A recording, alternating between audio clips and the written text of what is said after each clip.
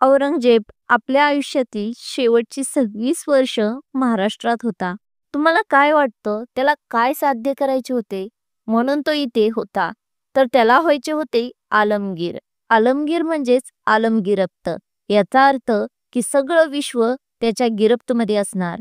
पण आलमगीरच्या कैदेमध्ये मात्र मराठ्यांचं महाराष्ट्र कधीच आलं नाही आणि हीच पाहिजे होते त्याला. म्हणून औरंगजेब तो महाराष्ट्राच्या दऱ्याखोऱ्यातून म्हातारपणी देखील हिंडत होता. 1 फेब्रुवारी 1689 रोजी संगमेश्वर मुक्कामी असलेले छत्रपती संभाजी महाराजांना औरंगजेबचा सरदार म्हणजेच मुकरब खानने पकडलं. त्यानंतर पुढचे 40 दिवस प्रचंड अशा यातना देऊन 11 मार्च 1689 रोजी संभाजी महाराजांची हत्या करण्यात आली.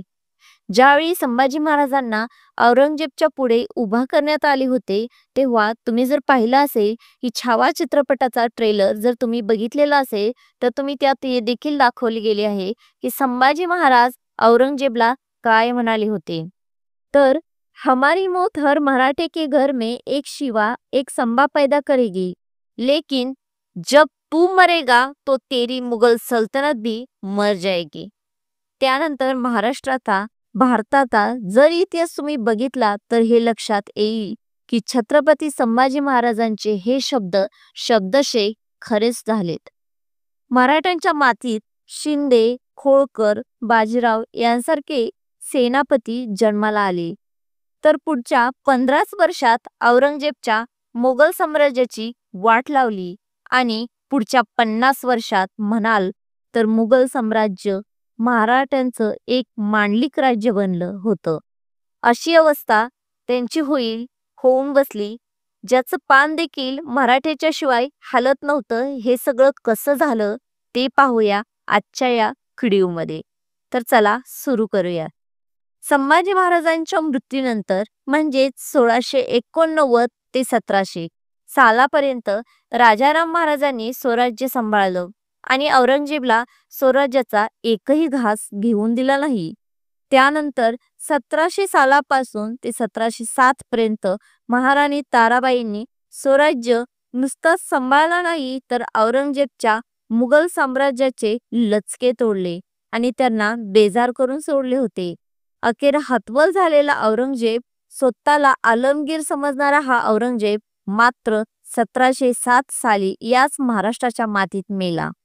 आणि त्यानंतर औरंगजेबचे जे जिवंत असलेले 3 मुलं, त्या मुलांमध्ये म्हणजेच आझमशहा, मुहजम आणि कंबाक्ष या तिघांमध्ये वारसा हक्क युद्ध सुरू झालं.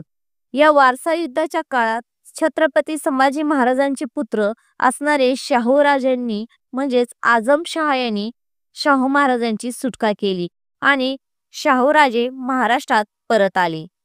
औरंगजेबच्या 3 मुलांच्या झालेल्या या वारसा युद्धामध्ये शहजादा मोहजलने उरलेल्या 2 भावांचा काटा काढला आणि स्वतःला बहादूरशाह या नावाने 1708 साली दिल्लीच्या गादीवर बसवले. तेव्हा महाराष्ट्रात शाहू महाराजांची म्हणजे छत्रपती संभाजी महाराजांचे पुत्र असलेले शाहू महाराजांनी आपली सत्ता मजबूत केलेली होती. ज्यावेळी हा औरंगजेबचा पुत्र असणारा बहादूरशाह दिल्लीच्या गादीवर बसला, त्यावेळी त्याचं वय होतं 63 वर्ष. कारण त्याला बाप औरंगजेब लवकर न मेल्यामुळे त्याला गादी मिळायला म्हातारं व्हावं लागलं होतं. पण 4च वर्षात इसवी सन 1712ला बहादूरशहाचा मृत्यू झाला. बहादूरशहाच्या 5 मुलांचा काटा काढून दिल्लीच्या सय्यद हसनानी आणि सय्यद हुसेन अली या सय्यद बंधूंनी जहादर शहा या बहादूर शहाच्या 6व्या मुलाला दिल्लीच्या गादीवर बसवलं. सदैव आपल्या जनांना खाण्यात पळून असणाऱ्या या बादशहाला राज्य करायची काडीची मात्र अक्कल नव्हती. लाल उमर नावाच्या एका नर्तकीबरोबर तो दिवसाचे 24 तास लोळत असायचा.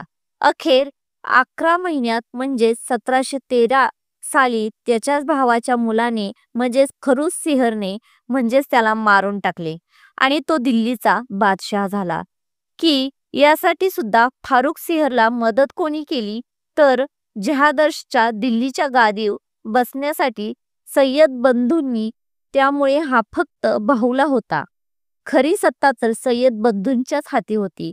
खरूच सय्यद देखील नाखरताच निघाला.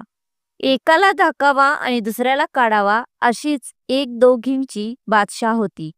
त्याचाही वेळ असाच नाच गाण्यात जायचा. संपूर्ण मुघल भारतात ब्रिटिश ईस्ट इंडिया कंपनीला मुक्त व्यापार करायला परवाना की या स्वरूप तीर्थ दिला म्हणून त्याला खरुखसिंहने दिला. त्यामुळे पुढे त्याला वाटायला लागलं की सय्यद बंधूंना जर आपण हाकलून लावलं तर संपूर्ण राज्य आपल्या ताब्यात राहील. म्हणून त्याने सय्यद बंधूंवर राजकीय क्रोड्या करायला प्रयत्न केला.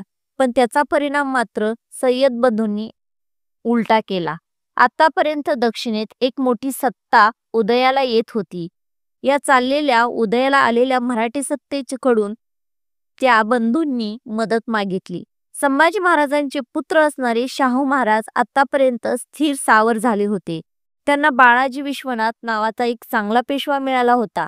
आतापर्यंत दिल्लीतून मुघलांच्या फौजदार महाराष्ट्रात चालू यायच्या, पण 1718 साली पहिल्यांदाच महाराष्ट्राचे सैन्य दिल्लीवर चालून गेले होते. या सय्यद बंधूंच्या मदतीने बाळाजी विश्वनाथ, खंडेराव दाभाडे, संताजी भोसले, बाजीराव पेशवा असे अनेक जण दिल्लीवर चालून गेले. दिल्लीत भर दरबारात मराठे सय्यद बंधू आणि राजपूत या तिघांनी मिळून बादशहाला सिंहासनावरून खाली खेचले आणि त्याचे डोळे काढले आणि त्याला अजून आदमखानात टाकलं. औरंगजेबच्या वंशज याची ही लायकी मराठ्यांपुढे होती, म्हणजेच मराठ्यांच्या समोर. त्याच वेळी मराठ्यांनी येसूबाईंना मोगलांच्या कैदेतूनही मुक्त केलं. मोगलांच्या दक्षिणेच्या 6 सुबेंची चौथाई एक सरदेशमुखी आणि मराठ्यांना मिळाली काय झाली ही हिसकावून घेतली. त्याचबरोबर 50 लाख रुपये खंडणी देखील मराठ्यांनी औरंगजेबच्या वंशज यांच्याकडून घेतली आणि मराठी दक्षिणेत घेऊन गेले. मराठ्यांना या प्रत्येक विजयामध्ये संभाजी महाराजांच्या भविष्यवाणीचा होकार मात्र औरंगजेबच्या खडक्यामध्ये देखील संभाजी महाराजांचे हे शब्द घुमत असतील. 1719 साली सय्यद बंधूंनी रफीउद्दौलाराज याला दिल्लीत बादशाह बनवले, तर तो 3च महिन्यात टीव्हीच्या आजाराने मरण पावला. पण त्याच्या भावाला म्हणजेच रफीउद्दौला याला पण दिल्लीच्या गादीवर बसवण्यात आलं, पण तो देखील 6 महिन्यात मरण पावला.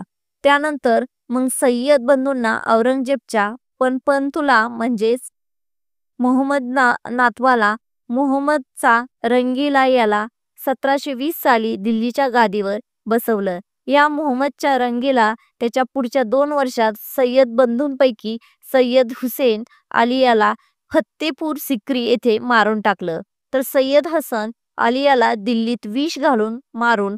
त्यामुळे दिल्लीतली सय्यद बंधूंची सत्ता गेली आणि त्याचबरोबर दिल्लीत भारताच्या राजकारणातलं स्थान देखील जवळजवळ संपून गेलं. कारण हा मोहम्मदचा रंगीला स्वतः अतिशय रसिक आणि रंगीला व्यक्ती होता. त्याचा संपूर्ण दिवस नाचगाण्यात आणि अनेक स्त्रियांबरोबर प्रणय क्रीडा करण्यात जायचा आणि तो घालवायचा. कधी कधी तो राजदरबारात स्त्रियांचे कपडे देखील घालून यायचा आणि कधी कधी तर तो काहीच न घालता देखील यायचा. या काळात त्यांनी कुठल्याही सत्तेला कसलाही त्रास दिला नाही आणि कुणीही येऊन मोगल साम्राज्याचे लचके तोडले तरी त्याला फरक पडला नाही. त्यामुळे एकीकडून राजपूत, एकीकडून शीख, दुसरीकडून बुंदले आणि दक्षिणेकडून मराठी या सर्वांनी मुघल साम्राज्य जवळजवळ खाऊनच संपवलं टाकलं. मराठी या काळात जवळजवळ मध्यम वार्तापर्यंत पोहोचले होते, तर काही शिल्लक राहिले असलेले तर ते 1739 साली नादिरशहांना दिल्लीवर हल्ला करून लुटून नेलं. दिल्ली लुटताना या मोहम्मद शहाची एक मुलगी आणि त्याच्या अनेक बायका नादिरशहा आपल्याबरोबर घेऊन गेला. तरी या मोहम्मदच्या रंगीला याला काहीच फरक पडला नाही, इतका तो निर्लज्ज हा बादशाह होता. या मोहम्मद शहाने 1748 पर्यंत दिल्लीवर राज्य केलं. 1748 ला मोहम्मदचा मृत्यूनंतर त्याचा मुलगा अहमद शहा हा दिल्लीचा बादशाह झाला. त्याने 1754 पर्यंत राज्य केलं. या आमच्या बहादूरच्या काळात मराठ्यांच्या सत्तेची सीमा दिल्लीला जाऊन भेटल्या. दिल्लीवर होणाऱ्या परकीय आक्रमणापासून दिल्ली वाचवण्यासाठी मराठ्यांच्या मदतीची गरज होती.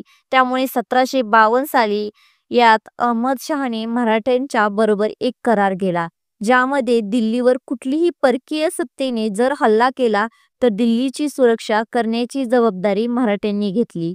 त्या बदल्यात दिल्लीचा बादशाह म्हणजेच त्यास नालायक औरंगजेबचे वंशज मराठ्यांना खंडणी देणार होते. या औरंगजेबच्या मुघल सल्तनतीची ही लायकी मराठ्यांनी करून ठेवलेली होती. म्हणजेच एक प्रकारचे मुघल सल्तनत किंवा मुघल साम्राज्य हे मराठ्यांचे आश्रय स्थान म्हणलं. या अहमद या कराराने मग पुढच्या अनेक वर्षांसाठी फक्त नाव लावण्यासाठी म्हणून मुघल बादशाह दिल्लीत कायम राहिला. अर्थात तो मराठ्यांनी ठेवला म्हणून. पण दिल्लीच्या या बादशहाचं राज्य दिल्ली शहराच्या बाहेर नव्हतं.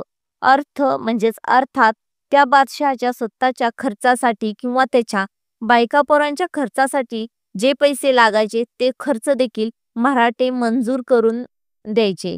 तेवढेच त्याला मिळायचे. अशी वेळ औरंगजेबच्या वंशजांनी वरती मराठ्यांनी करून ठेवलेली होती. छत्रपती संभाजी महाराजांची वाक्य औरंगजेबच्या खडक्यात म्हणजेच त्याच्या खडक्यात घुमतच असती. 1760 साली दुसऱ्या आलमगीर बादशहाच्या काळात तर दिल्लीमध्ये लोक विनोदानेच म्हणायचे की सल्तनत ए शहा आलम आज दिल्ली ता पालम.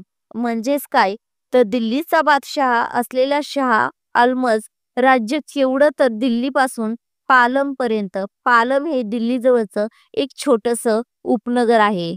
आज त्याच पालम मध्ये दिल्लीचं एअरपोर्ट देखील आहे. अशी या मुघल साम्राज्याची अवस्था होती. त्यामुळे संभाजी महाराजांना औरंगजेबला जो छळ केला होता, जी हत्या केली होती, त्याचा बदला तर मराठ्यांनी क्षणोक्षणी घेतलाच, पण संभाजी महाराजांचे जे शब्द होते ते शब्द देखील पुढच्या काळात मराठ्यांनी खरे करून दाखवले. खरंच महाराष्ट्र एक महान नेतृत्व जन्माला आलं. जसं बाळाजी विश्वनाथ, बाजीराव पेशवा, नानासाहेब यांसारखे पेशवे आले, कान्होजी आंग्रे, खंडेराव दाभाडे, राणोजी शिंदे, दत्ताजी शिंदे, मल्हारराव होळकर, तुकोजी होळकर यांसारखे अनेक वीर या भूमीत जन्माला आले, ज्यांनी या संपूर्ण भारताच्या रणमैदानात आपली घोडी दौडली. या संपूर्ण भारताच्या सगळ्या नद्यांचे पाणी मराठ्यांच्या घोड्यांनी पिलं आणि या देशावर राज्य केलं.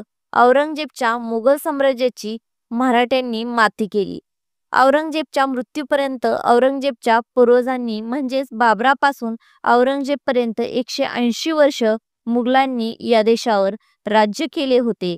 पण औरंगजेबच्या मृत्यूनंतर पुढच्या या 15 वर्षातच हे मुघल साम्राज्य जवळजवळ संपल्यात जमा झाले होते.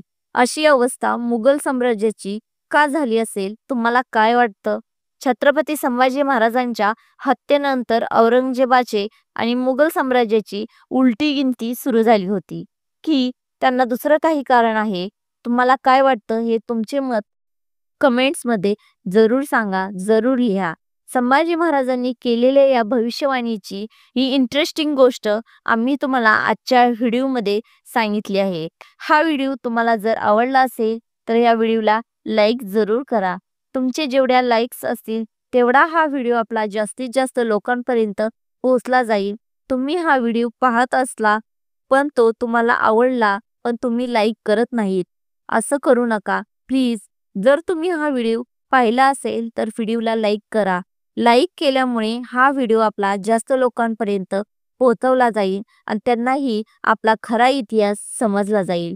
तुमचे हे 2 वाक्यात 2 शब्दात काय असेल ती प्रतिक्रिया किंवा मनोगत नक्की द्या आणि मग हा व्हिडिओ तुमच्या मित्रांना बरोबर नातेवाईकांबरोबर शेअर करा आणि जरूरच करा. पुन्हा भेटूया पुढच्या व्हिडिओमध्ये. तोपर्यंत पाहत राहा आपला यूट्यूब चॅनल जीवनावरील इतिहास. जय भवानी, जय शिवाजी, जय शंभूराजे.